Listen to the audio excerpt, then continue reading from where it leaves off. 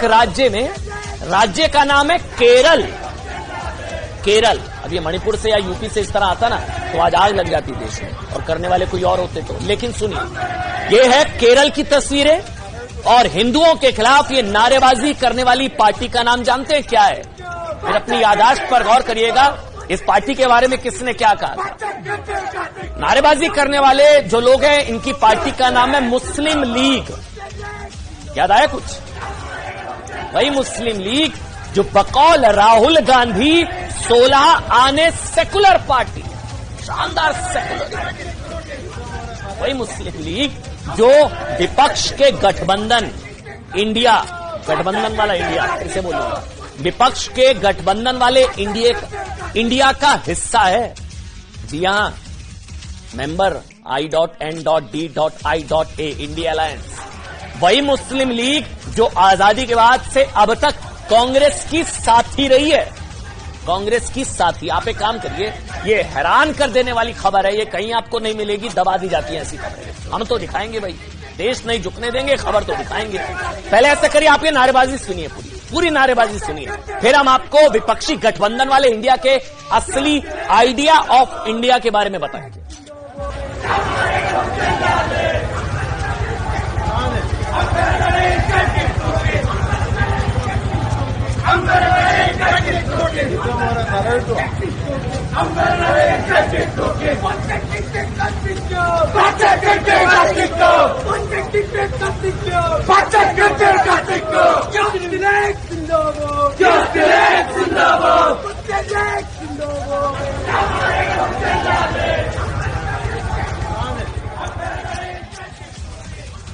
अच्छा, ये रैली मुस्लिम youth league, मतलब मुस्लिम यूथ लीग ने केरल के कासरगोड में मणिपुर हिंसा के विरोध में और मणिपुर के लोगों के प्रति एकजुटता दिखाने के लिए आयोजित की गई थी।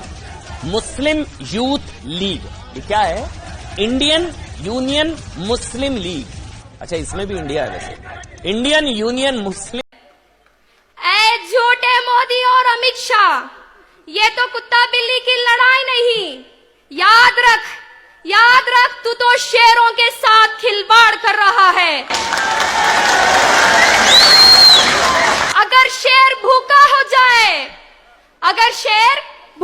जाए तो तुझे निकल भागने का रास्ता नहीं मिलेगा।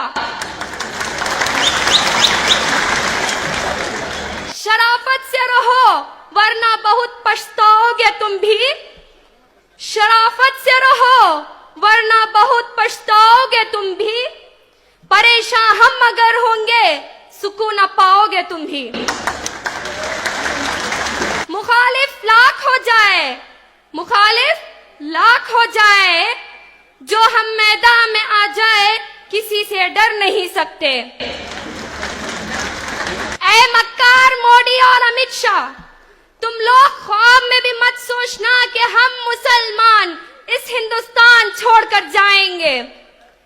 ये एनआरसी, एनपीआर, सीएए और एबीसीडी से लेकर जेड तक जो भी बिल पास कर ले, लेकिन हम मुसलमान इस हिंदुस्तान से निकलने वाले नहीं, क्योंकि ये हमारा देश है, यह हमारा हिंदुस्तान है, और हमारे बाप दादाओं का खून पसीना इस मिट्टी में मिला हुआ है। वो जिनसे हो नहीं पाती है सरहद की निगहबानी, वो जिनसे हो नहीं पाती है सरहद की निगहबानी, हमारे मुल्क में वो चाहते हैं अपनी मनमानी। ऐ झूठे मक्कार मोदी और अमित शाह, तुम लोग इस सत्ता की कुर्सी के लायक नहीं, जाके चाय बनाने का काम करो, क्योंकि इसी के लिए लायक हो।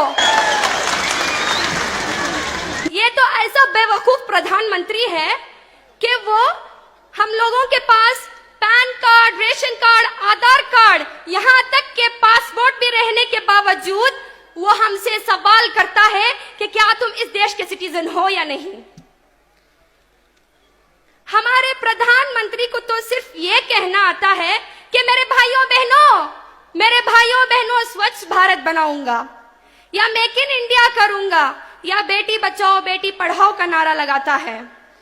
मैं कहती हूं कि जब इन लोगों के हाथों से बेटी बचेगी तभी तो पड़ेगी। जैसे आसिफा का उन्नाव केसेस वगैरह जैसे अनगिनत जुल्मात हुए हैं। एक पीएम की जिम्मेदारी ये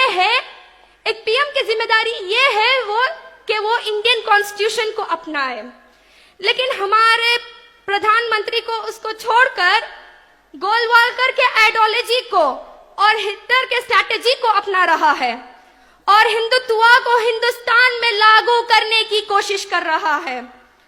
मुझे तो बचपन से यही सिखाया जा रहा है कि India is a democratic country. Democracy is defined as government of the people, by the people and for the people होनी चाहिए। लेकिन हमारा पीएम तो आरएसएस के आइडियोलॉजी के मुताबिक चलने वाला है, तो उसे क्या पता चलेगा कि डेमोक्रेसी क्या है।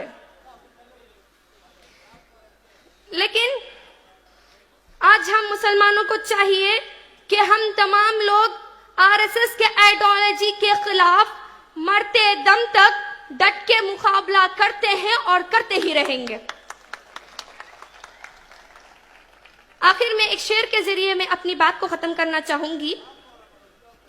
कमी आई ना आएगी हम सबके ईमान में, कमी आई ना आएगी हम सबके ईमान में, हुकूमत खुद ब खुद उड़ जाएगी ईमान के तूफान में।